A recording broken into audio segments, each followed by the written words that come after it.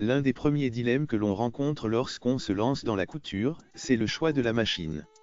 Le plus important consiste à déterminer quelles fonctions vous seront nécessaires. Il n'est pas utile de partir sur un modèle trop sophistiqué si vous n'êtes pas certaine que la couture vous plaira.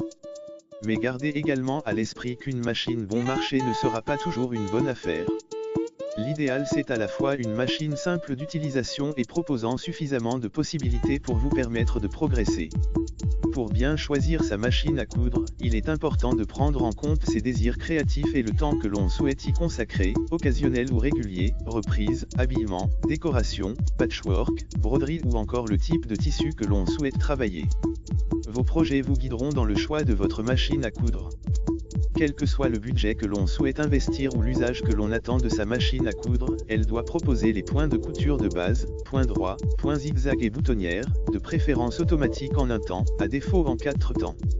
Attention, la mention « boutonnière en 4 temps » signifie que vous devez changer 4 fois vos paramètres de couture afin de coudre les 4 côtés de la boutonnière. Sur une chemise, cela peut être fastidieux. Le point pour couture stretch, ou élastique, s'avère utile pour travailler les tissus extensibles comme le jersey par exemple. Enfin, le point de surjet, aussi appelé point overlock, permet de réaliser des ourlets de bonne facture, même si un point zigzag serré près du bord peut aussi faire l'affaire. La machine à coudre doit proposer un minimum de pieds presseurs, ou pieds de biche, 4 dans l'idéal, un classique, un pour les fermetures éclairs, un pour les boutonnières et éventuellement un pose-bouton, pour cadrer les boutons.